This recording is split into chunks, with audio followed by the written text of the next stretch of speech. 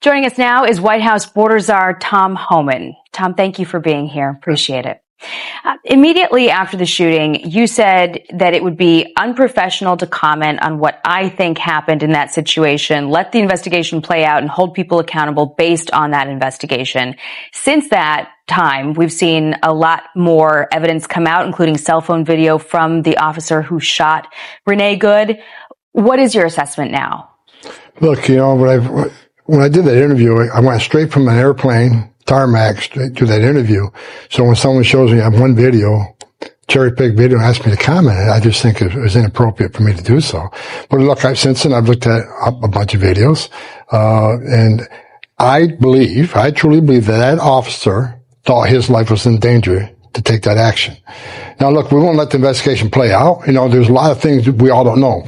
There's probably a lot of video we haven't seen, but the FBI has. Even ring video. What's the statement from the officer? What's the statement from the witnesses? What's ballistics? The ballistics, I'm sure they're looking at ballistics and the forensics. There's a lot of information needs to come out, so I'm still going to say, let's stop the hateful rhetoric. You can't compare this to murder. Murder requires malice, and that is just dangerous to put that type of language out. Let the investigation play out and see where it lies. The DHS Secretary Kristi Noem concluded pretty quickly that this was a domestic terrorism incident. She said that while the scene was still being processed, and said the dead woman was part of a left-wing disruption scheme. With those statements, why should federal authorities be the ones investigating? It almost sounds like there's nothing left to investigate. Look, it's a federal crime to impede and interfere with an ICE officer. And I think, it's a coordinated attack. We can see what's happening throughout the country. I think it's a funded, organized attack against ICE officers. And what really irritates me is the left wants to play this game that ICE, they're not law enforcement officers. They are federal law enforcement officers. Impeding them and interfering them is a crime. No one would be arguing if we're arresting people that interfere with DEA before, arresting a drug dealer or a U.S. Marshal in attempts to arrest a fugitive. If someone stood in your way, that's a crime. You'd be arrested. But it seems like they want to, they normalize. The media is normalizing interference with ICE. It is a crime to impede ICE officers. Bill Maloogian just put out a list of 18 of the worst of the worst in Minneapolis. Many of them child sex crimes, child rape, child sodomy. These are the people we're looking for. And for anybody to interfere in that is unconscionable. We need to enforce the law and arrest these bad guys. We've already arrested over 1,000 people in that state, and we're going to continue to do exactly what Congress has allowed us to do and what the law allows us to do. Back to the investigation. The state authorities reject the administration's claim that they don't have any jurisdiction to investigate. And some Republican senators, including Tom Tillis, Lisa Murkowski, took issue with them being excluded from this probe, saying that could create unnecessary suspicion. And the Hennepin County Sheriff's Office said, "We've spoken with sheriffs throughout our county. We all agree that an investigative process that excludes local agencies has the potential to have harmful implications nationwide." Why should people trust that this investigation will be fair?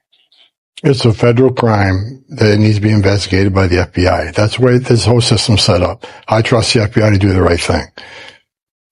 We've also heard this justification that local authorities don't collaborate with federal officials on law enforcement, so why should they be involved now that it's time to investigate a federal officer?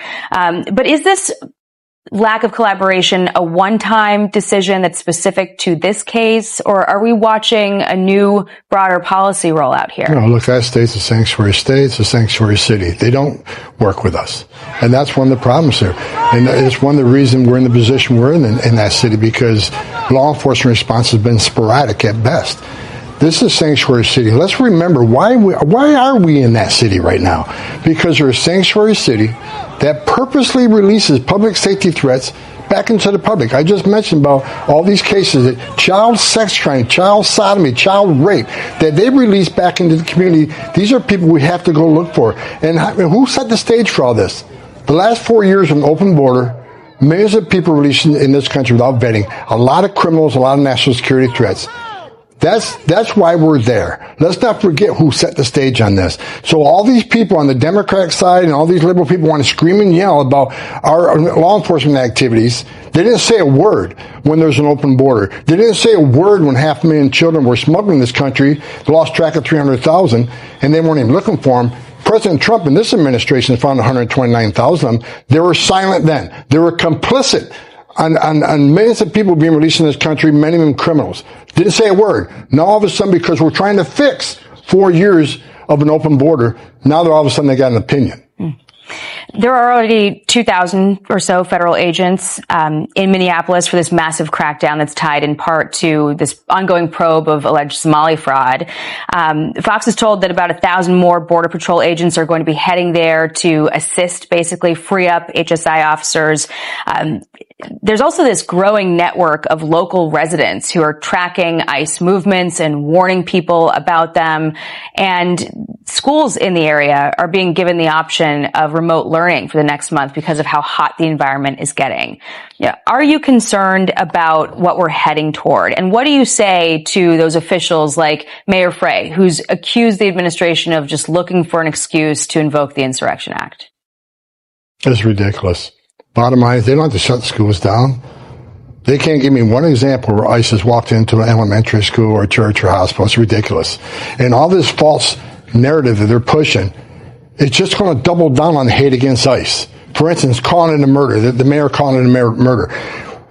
The hateful rhetoric has caused a lot of this violence. I said way back in March, if the hateful rhetoric doesn't decrease, there will be bloodshed. Unfortunately, I was right. And it's not over. There will be more bloodshed unless we decrease the hateful rhetoric. To compare this officer to a murder, are you kidding me? Threats against ICE officer, actual attacks are up 1,300%.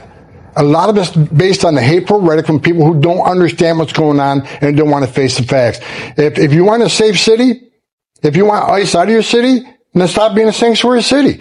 Give ICE the access to your jail to arrest the bad guy in the safety and security of a jail, which is safer for the officer, safer for the alien, and safer for the community. You force us into the community to find these people. So sanctuary cities are sanctuaries for criminals.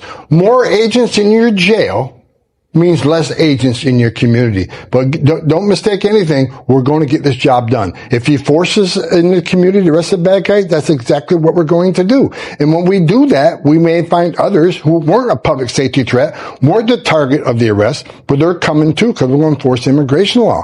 Work with us. I'm begging you, stop the hateful rhetoric. I don't want to see anybody die. There's been too much death. Work with us. Help us make your city safer. Tom Homan, thank you so much for being here. Really appreciate it.